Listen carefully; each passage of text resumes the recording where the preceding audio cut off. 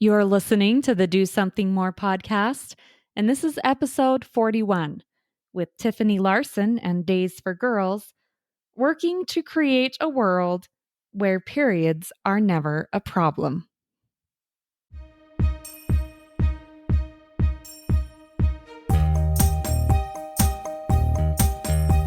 Welcome to the Do Something More podcast, a service-oriented show where we highlight the helpers who inspire us all to do something more.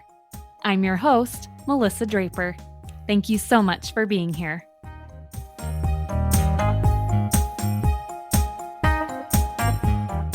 Welcome to another episode of the podcast, and I'm really excited to learn about this organization that we're featuring today, Days for Girls.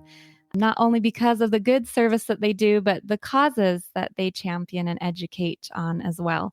So today, my guest for the podcast is the CEO of Days for Girls, Tiffany Larson. Tiffany, welcome to the show. Thank you so much. I am really looking forward to this conversation, and thank you so much for having me and highlighting the work that Days for Girls is doing. Yeah, well, why don't you go and start off with just giving us a little introduction of yourself and then a small introduction of Days for Girls and what it is. Okay.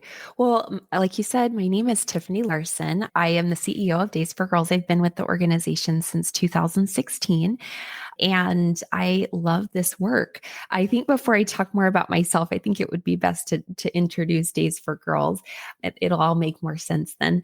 But Days for Girls was started in 2008, and what Days for Girls started, our founder, Celeste Mergens, was working with a group in Kenya and had been working with an orphanage. And there was the post-election violence of 2008, and the orphanage that was intended to house 40, the numbers swelled to 400 and then to 1,400.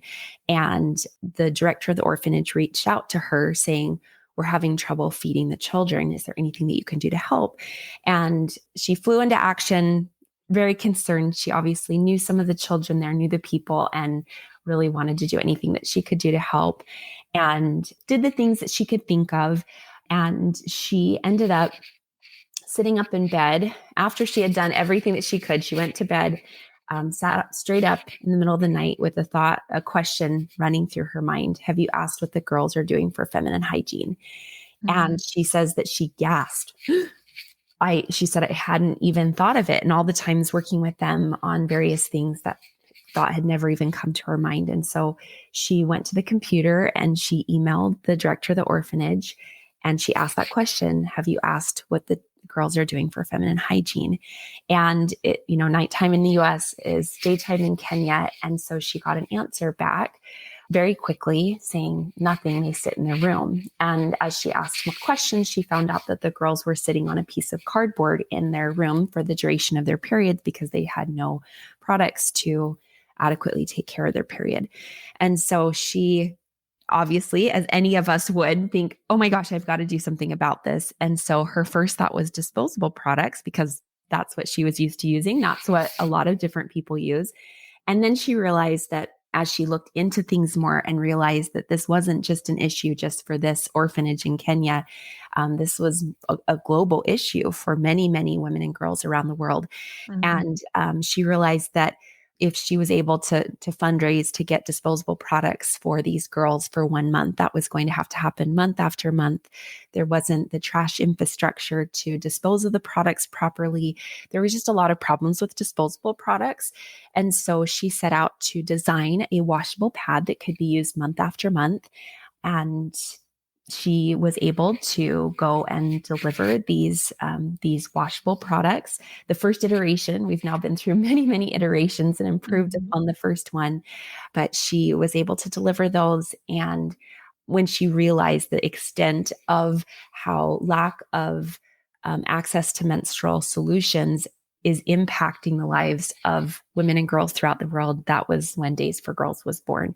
So Days for Girls began as a very grassroots volunteer-led organization, and it has evolved a lot since 2008. We've learned a lot. We're learning better and better how to respond to the needs of girls all over the world. But that is Days for Girls. And I got involved. I was working with another organization that works with the leprosy affected in India. And I happened to meet a Days for Girls volunteer in one of the leprosy colonies in southern India. And as soon as I just said, wait, what are you doing? I wanted to know everything about what she was doing. I have a background in international development. And when I learned what this was, and I also had the same experience that Celeste had of just that, and Celeste is the founder of Days for Girls, of I have never thought of that. I've been in international development and the thought never occurred to me. Embarrassed that I had never thought of it, but then realizing, oh my goodness, yes, this is an issue. And then as I learned more about the issue and realized that there's all these different things as you're working on international development, there's all these different things that communities need to thrive. They need to, that there's issues with food scarcity, access to clean water. There's, things with economic empowerment, education, gender-based violence. There's all these different things. And truly any of those indicators for them to make the improvement that's needed, if menstrual health is not addressed, then women can't really make the progress in any of those areas because there is potentially an invisible barrier, but we now know what it is, that if we don't address that 5 days a month, she doesn't have what she needs. So yeah, it made me want to get involved, and I got involved with Days for Girls and have never looked back. It's a really exciting thing to be a part of. The need is great. There's 500 million women and girls worldwide that don't have what they need to manage their menstruation properly each month, which is 25% of the world's population of menstruating women. And so the need is great. But the good news is that there is a solution, and it's scalable, and it's doable, it's tangible. And so it's just really exciting because you get to see a lot of progress happening, very meaningful impact that makes a really, really big difference on a lot of areas of women's lives. And then if you're making a difference in women's lives, you're making a difference in families' lives and communities, and then whole countries. So Absolutely. that's a little bit about Days for Girls and me. I love that you started with that story Mm. because I had the opportunity, and it's been a while. It's been probably 8 or 9 years to volunteer. Our church group, our women's group, made some kits. But we had a chapter leader had come, and that is how she started out. She told that story to us. And to me, that just added so much to the service and the work we were doing. Many times you gather as a group to make kits or to do things like that, but you don't have an image Yeah. or a true education of why this is so needed. And so I remember that story because it was like, okay, we're ready. Let's go to work. Right Yeah, I want to after be I part of heard the it. solution. Yeah, I want to be part of it right now. Yeah. So Oh, I it's love great to that. have that education and to realize it's needed and the impact you can have. Yeah. So you do have chapters and teams all Mhm. over that do different Yes. work. Do you want to just explain kind of the logistics of that a little bit? Yeah, absolutely. Yeah. So we are really fortunate at Days for Girls. Our founder talks about the power of we, that this is an issue that is a big need in the world. And that as many of us rally together and say, this matters, menstruation matters, and we're going to do something about it, the power of we, of all of us standing together, can create amazing impact. So we are really fortunate at Days for Girls to have an army of volunteers that are committed to making sure that we're creating a world where periods are never a problem. And so we have about 20,000 volunteers throughout the US, Canada, the UK, Australia, and New Zealand. There's a couple other locations, but those are the primary areas. Wow. And so we have groups that are led by either a team leader or a chapter leader, and they decide that they want to make a difference in menstrual health and then gather people in their communities and in their networks. And so they sew the Days for Girls kit. And then that is one of the ways that we get Days for Girls kits into the hands of women. We also have a social enterprise program. We talk about encircling the world with 2 arms of love. And so we have our volunteer side, and then we have social enterprises, which we have in 28 countries. And these are countries primarily in Latin America, Africa, and Asia. These social enterprises are small businesses, and they are taught business skills, They're taught sewing skills. They're taught to deliver our education that goes along with our product. It's kind of like a franchise model, but nonprofit. And so they're basically a Days for Girls business in their local community. And so then they're able to make the product, employ other women to make the product, and then sell the product in their community. And so sometimes that looks like selling it to other women in their community. It sometimes looks like them getting connected with government or other nonprofits or businesses in their community or country, and then those entities financing the purchase and then getting them to girls that way. It also often looks like people from outside of the country that care about people in the country, and they can put an order through our website that they, for example, I'll just use the example of Kenya because we've been talking about Kenya. So we have quite a few social enterprises in Kenya. If someone wants to get kits to girls in Kenya, they can go to our website and order kits. And then we have a coordinator that connects with the social enterprises. They put the order in, and then even people can travel to Kenya and be there for the distribution and get to meet the girls. But it kind of doubles and even triples the impact because you're not just reaching that end girl. What you're doing as well is you're also employing a woman and creating generational change from an economic empowerment standpoint. So that's the one side. And then our volunteers are absolutely amazing.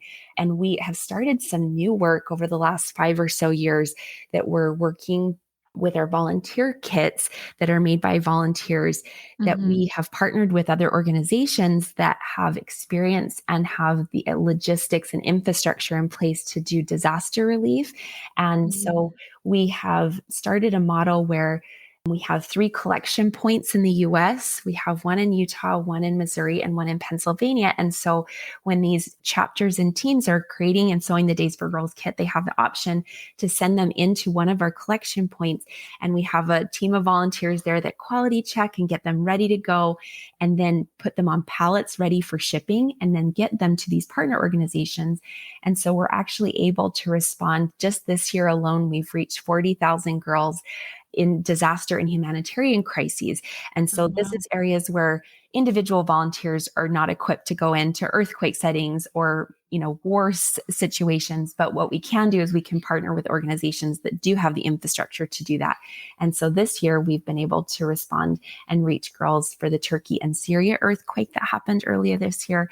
We were able to respond to the Ukraine crisis. We were able to respond to the Morocco earthquake. And then we just recently were able to get support into Gaza. And so we're really kind of ramping up that side of our work because in disaster and humanitarian crises, so often the unique needs of women and girls are overlooked. And so as we approach organizations that are doing other types of support, they're like, oh, wow, yeah, we also need to do this. And so we supply the supplies and they get them into the women. So yeah, that's a little bit about how we're structured. That's amazing. So many different areas for anyone that wants to get involved. Yeah. And so many ways you're having an impact. And I love that you mentioned how you've used those even to help in those disaster situations. Cause I remember thinking that myself, helping with those kits, like these are ingenious. I want some of these in case, these would be great to have for any situation. So do you want to explain a little bit what those kits are? What they include, how they're put together? Yeah, absolutely. Yeah. So I believe we're on our 31st iteration, our 31st pattern of the Days for Girls kit since that original pattern that was developed in 2008. And every single one iteration has been improved upon because of feedback from girls that we're working with. But the kit is a washable product. It's in a bright, this is when I wish we were on video. Yeah. There were some great images on the website. Okay, so good. We'll put a link to that. So the Days for Girls kit is in a bright and colorful fabric bag. It's got a drawstring at the top and it's beautiful. And the kit itself actually is a big part of the stigma that we are breaking down because there's so much stigma and shame attached to menstruation. In addition to girls just not having what they need, there's a lot of misinformation or misunderstanding, a lot of shame and stigma attached to girls menstruating. And so them receiving something that's bright and colorful and soft, that alone, in addition to the education that we provide, it does something to girls, and you can see that when they're receiving it. It's really beautiful. But the kit is in a bright and colorful bag. The kit will last a girl, we say, for 2 to 3 years, but we often have girls that if they're taking care of them really well, which we teach them how to do, they're lasting for 5+ years. So it will be a solution that a girl can use and count on month after month, that she has what she needs. She can wash it. It's right there for her, and she'll have what she needs so she can keep going to school, or women can keep going to work, or whatever, all the amazing things that girls do in the world. They can keep doing all of those things. But the kit includes something that we call a shield, which is kind of looks like a pad with wings. And that has a snap that snaps underneath the underwear to securely hold it in place. It has a waterproof liner sewn into the inside of it. That piece of the kit is not absorbent at all. It's simply designed to shield so that nothing comes through and that the girls can be really confident. And then we have something called a liner. It's made of cotton flannel, and it is kind of in a square shape with rounded corners. And there is 2 layers of flannel sewn together. And what the girls will do is they'll kind of tri-fold the flannel liner so that it kind of is like you're folding a piece of paper into a business envelope, kind of that motion. And so that fits into the shield. The shield has pockets, and so it just fits right into there. And so that when they tri-fold it and already has 2 layers to begin with, they end up having 6 layers of absorbent flannel that absorbs. And then they can fit up to 3 of those liners into a shield. So they can do 1, 2, or 3 to manage their flow. On light days, they can just use 1. Heavy flow, they can use 3. And so they have a lot of layers of absorbent flannel.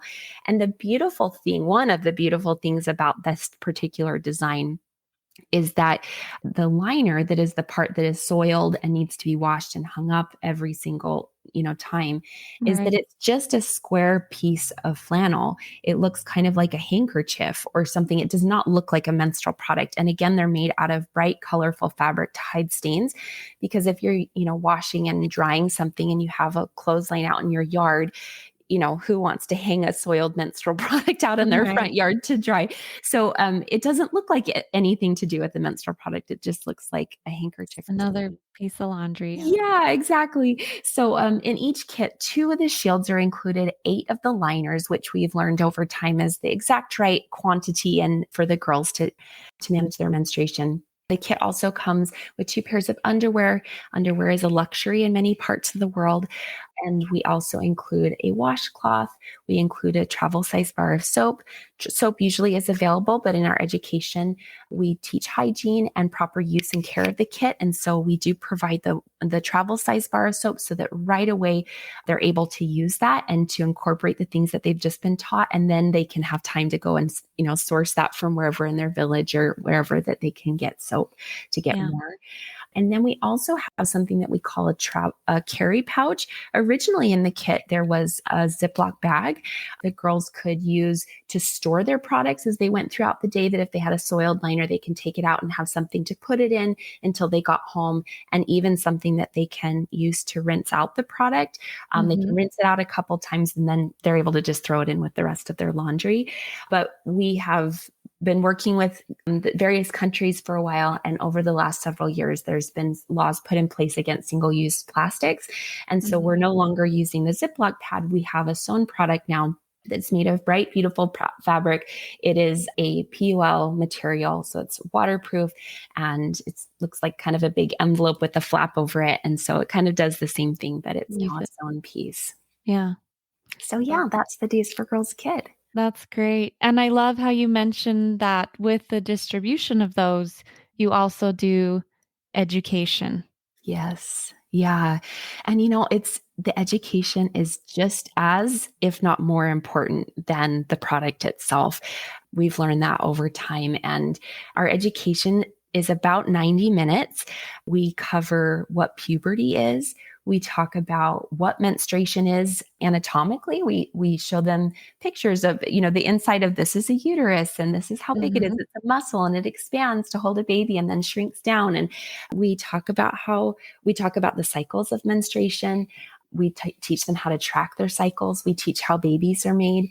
We teach hygiene. We teach how to use and care for their kit. We teach self-defense, which is a really fun part of the education. It's usually towards the end, and they all stand up and are practicing. And we talk about where they're strong and standing up for themselves. We talk about protecting themselves from sex trafficking. It's a really beautiful curriculum that's really celebratory of women, and throughout talking about how wonderful they are and talking about how without periods, there wouldn't be people, that this is not a bad thing. This is a beautiful part of who you are, that Right. you're part of a global sisterhood of women that are all experiencing this. And this is a healthy part of who you are. And it's a really beautiful and celebratory education. I've had the opportunity to be a part of those education sessions quite a few times over many different parts of the world. And each part of the world has obviously a different culture. Every part of the world does. And along with that, there's different stigma and different shame and different misinformation that is in different countries and cultures, depending on where they're at, including the US. This is not just a low income country issue. A lot of times Right. people think that this is a low, middle, and high income country issue.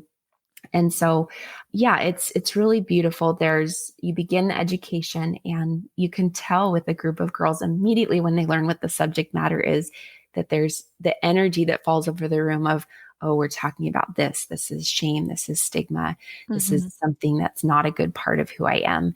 And then as you go through, and you can see those little light bulb moments, I feel like there's sparkly light bulb moments going off as we Mhm. talk about the truth of a woman's body, and that menstruation is a healthy part of who she is, and protecting herself. And then she gets a Days for Girls kit that is soft and beautiful. And by the end of these education sessions, they're truly, it's like a girl party. Yeah. It's celebratory and happy. And it's beautiful also to see that as you talk openly about these things, that all of a sudden girls who are sisters and classmates and friends, that they can look to the left and right of them and see them nodding and say like, oh, you're having that happen too. This wasn't even just me. Like I have Right. people around me that we can support each other and talk, and you That's have cramps, great. I have cramps, like we can talk and support each other. So yeah, the education is a really beautiful part of, and we're trying to, Days for Girls is working to create a world where periods are no longer a problem. So that doesn't just mean taking care of a girl's needs for 3 years. That means making sure that she's in a supportive environment for her menstrual health for her lifetime. And so doing that education, shifting attitudes and beliefs are a critically important part of what we do. And so great that I'm sure they leave empowered Mm-hmm. to take care of those experiences, and it's amazing what some knowledge and education and connecting with others can bring to any Yes. situation. So, Yes, exactly. yeah, that's Exactly. great. Well, we always love to hear on this podcast the human interest side of the Mm, story. So, do you have any specific stories you yeah. could share, either of women and girls that you have served, or those that have been involved in serving and in this organization? Absolutely. And I love that, because I also it's so good to hear those stories and to, connect to those experiences.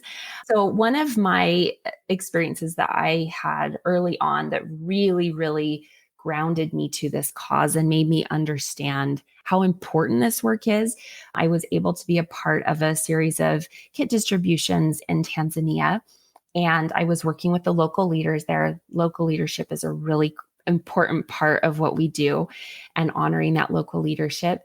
And so I was with the local leaders, and we were able to work with a school, and we did an education session and distributed kits in a school to girls. And that went really, really well, always does.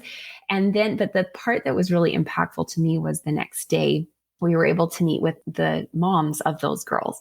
And so they were getting us working with the community leaders to get things set up. And they had said that they didn't think that very many people were going to be able to come, because there was a big event happening at the community adjacent to them.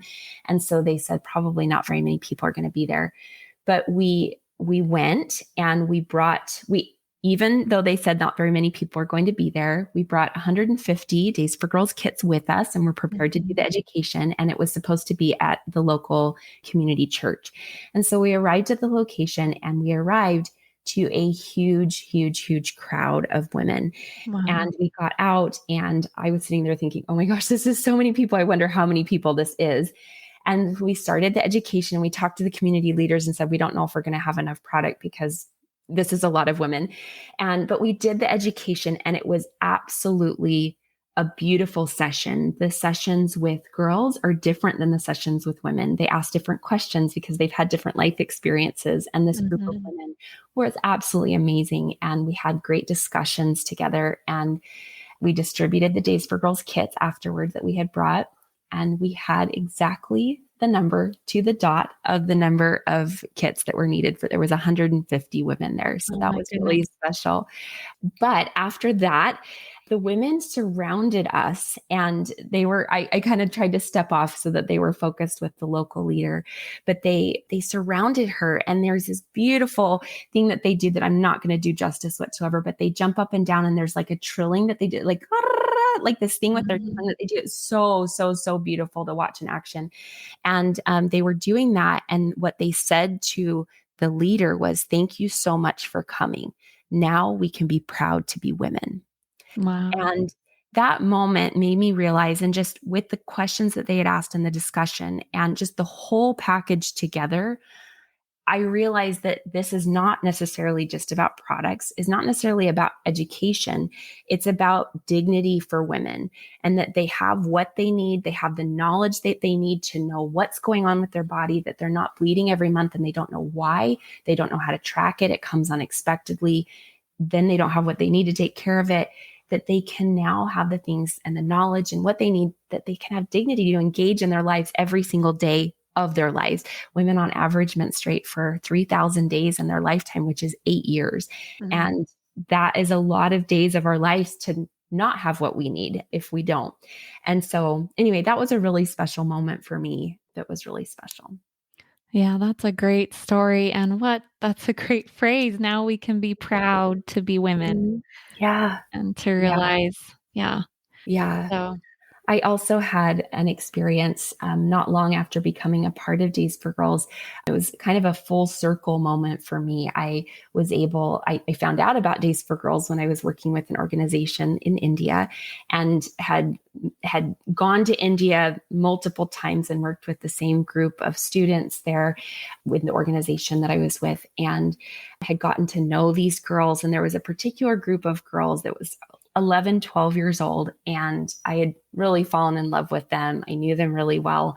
And I was able to arrange with the school to go back to deliver the Days for Girls kits and education to all the girls at the school. And so, I had been there many times. We got the girls together. They knew who I was, but when they got to the room and they realized what the education was about, just like I was sharing earlier, all of a sudden this energy just drapes over the room of shame and stigma. And we started the mhm. education, and it went similar to other, education sessions where they're seeing these sparkly light bulbs moments going off in their minds as they're learning different things about their own bodies, and it's making sense. Things are clicking, and we're distributing the Days for Girls kits. And afterwards, I got to sit and just chat for quite a while with this group of about 6 or 7 12-year-old girls. At this point, they were 13. And they shared with me that just a couple months before I was there, that they had done a maturation class. And I Mhm. was surprised. I mean, India is very, very conservative, and they had actually brought the boys and girls together to do the education, which I was shocked at. Mhm. And but what they shared with me, what the girls shared with me, was that it was a very short information session. And they basically, and this is common in India, where the boys sit on one side of the room and the girls sit on the other side of the room. And so the instructor turned to the boys and shared with them several things that were going to happen to them in puberty. Your voice will deepen, your shoulders will broaden, things like that. Right. And then they turned to the girls, and all that was said to the girls was, you will have an unfortunate liability. Oh my goodness. And that was all that was said. And so I had no idea that that had even happened. But then, here a couple months later, I was here with a local leader, and we were doing this education, and they talked to me about how different they felt now after having the education, having something that they could confidently count on every month to take care of their period each month. and to be again, to be proud to be women, and that this isn't an unfortunate liability. This is a Mhm. healthy part of who you are. And literally, if girls didn't have periods, there would not be people on the earth. Right. And so that was a really special moment for me. And to just totally change the previous experience into one that they can instead look forward and be proud of and Yeah. empowered about. So, Yeah, exactly. Can I yeah. share one more? Yes, of course. Okay. Um, so there's as I said, there's different shame and stigma in different parts of the world. We do a lot of work in Nepal, and we have an office. One of our offices is in Nepal, led by everyone local. There's nobody foreign in the office. And we really, really support local leadership at Days for Girls and are confident that they are the ones that best know how to address things in their own countries. And in Nepal, there is a practice called chapati. And this practice is that women and girls are considered impure when they're on their periods, and that Mm, if they are with their families, that they will bring ill health and bad fortune to their families. And so while girls and women are on their periods in India, they are expected to remove themselves from their families, and they have to spend the duration of their periods in menstrual huts. And menstrual huts, I've seen a lot of different types of menstrual huts. Sometimes they're kind of like a crawl space underneath a house. Sometimes they're kind of like a cow shed kind of thing. Sometimes they're kind of like little wood structures that are kind of like built up off the ground, but it's very small, and it's just this little menstrual hut that girls need to be in for the duration of their period. New moms need to go into the menstrual huts for 21 days after having a new baby. my Um, goodness. and so this is one of the big things that our office in Nepal is working to address.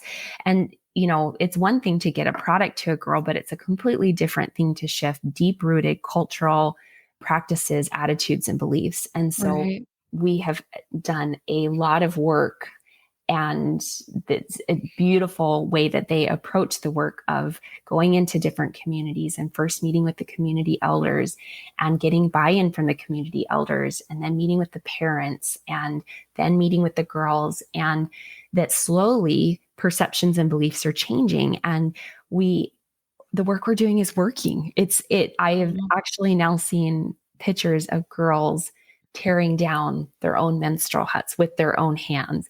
And Mm. it's just really beautiful and it's all about girls being able to engage with health and dignity in all the days of their lives. That's literally the name of Days for Girls. Days for Girls, the reason for that name is that we're giving girls back their days, that they can Mm. fully show up in the world and pursue their dreams and the things that they're passionate about. And what we know is that when girls and women show up, girls and women are lifted, families are lifted, communities lifted, and then whole countries and the globe is lifted, because we need women in the world. We need to show up. We need women to show up with their strength and leadership and perspectives. And it's just a really beautiful thing to watch in action happening. Wow, so impactful. And I also appreciate that you take the time to educate those of us listening to this interview, Mm-hmm. because many of us aren't aware of some of those cultures and things. And it can be impactful for our experience and help inspire us and know how we want to help as well. So, Of course. yeah, Of course. definitely makes a difference. Well, and I think many will be inspired after hearing those stories. So I would just love to end on any advice or encouragement you have to give for anyone listening that wants to be either involved with Days for Girls or with similar initiatives in their area, for Mm. empowering women and girls. What simple advice or encouragement would you give? Oh, I love that. I would say that the world needs you, and that the things that you're passionate about really matter. There's a quote that I love: follow your heart, it leads the way. And I think that it's really important and significant, the things that show up in our heart that we feel really drawn to. And that if you feel those pullings and those drawings, to take action, because the world needs you in it, leaning into those things. As far as specific things, we have chapters and teams, as I said, all over the US, Canada, the UK, New Zealand, and Australia. You can come to the Days for Girls website and get familiar with, we have a map. You can look and see where we have existing groups that you could get together with and help to sew or to do other things. We are always in need of donations to further the work. So you can read on the website different things and ways that you can do that. If you're wanting to purchase kits made from a social enterprise, you can also see that on the website. Get Days for Girls kits, and you can actually purchase and order. You don't have to go to the country. You can go to the country, but you don't have to. And they'll usually take pictures and send that back to you. And it's all coordinated. And all of that money just goes directly to our social enterprises and their businesses. Days for Girls just coordinates it. And also, the founder of Days for Girls just wrote the story of Days for Girls. She wrote the book, and that's just recently come out. It's called The Power of Days. It's written by Celeste Mergens. It's available online wherever you buy books, Barnes and Noble, Amazon, wherever. And so if this conversation has sparked some desire and thoughts and excitement in you, I think you would absolutely love the book of Days for Girls. It's a page turner and goes into all the journey of how Days for Girls began, and also the personal journey of Celeste as she started Days for Girls. So that's another option. But yeah, we would love your support. Again, Days for Girls is all about the power of we. As many of us rally together and say this matters, then things happen. It costs us about $10. It kind of depends on the different area of the world that we're talking about, but it costs about $10 for Days for Girls to reach girls. And so if you're wanting to donate yourself, or maybe even get a group of women together and watch a couple Days for Girls videos and then donate together, we have sometimes high school students that are involved with different volunteer organizations, or college students that decide to organize a fun run or some, pancake breakfast or different things and talk about Days for Girls, and the proceeds go to Days for Girls. There's lots of different things that can be done, but we have a lot of really exciting projects happening, and we need more funding to make them happen. It's really exciting when you have a solution that works, and now we just need to add fuel to the fire to get it there. So yeah. Absolutely. Yeah. Well, that's great. I will include links to all of those in the show notes so people can Awesome. find those.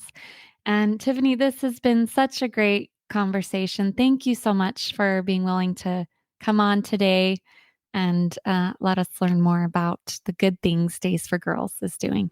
Thank you so much for the opportunity. And yeah, this has been wonderful. Thank you. That concludes my interview with Tiffany Larson, the CEO of Days for Girls. And she just did a great job of explaining all the many different facets of their organization, all the many different good things they're doing, from the different countries that they're visiting to the disaster relief that they do, the way that they create these kits for girls to use for their periods, and the education that goes along with it. And I was just so inspired as well by those stories that she shared of the impact that they are having on communities and within cultures around the world. And it brought me back to the first time that I heard about Days for Girls. As I mentioned earlier, many years ago, my women's group at church, we had the opportunity to make some of these kits. And when we were first educated before we started our service, my mind was blown. This was something that I personally had never thought about, what this was like for women and girls in other countries, and the cultural implications, and just being able to have access to the products and things that they needed to handle their periods in a healthy and good way. And that experience stayed with me. I heard those stories and I was so excited to be able to get up and do something about it and to serve in that way. And so that's why I wanted to do this interview and to feature Days for Girls, because I know many others would experience those same feelings that I did. And I loved at the beginning of this interview, Tiffany even said that the very first time she heard about it, she was impacted the same way and has obviously continued to work with that organization and doing all of those things. So, if you were inspired by some of the stories that you heard today, I, again, as I mentioned, will leave links in the show notes to the website and social media pages for Days for Girls. And you can go and learn more. And as she said, there are so many ways that you can contribute to this organization if you feel so inspired to do. And just as a friendly reminder, if you enjoyed this episode of the podcast, please share it with a friend or go and leave a review on Apple Podcasts. Thank you so much for being here. I'll see you next time.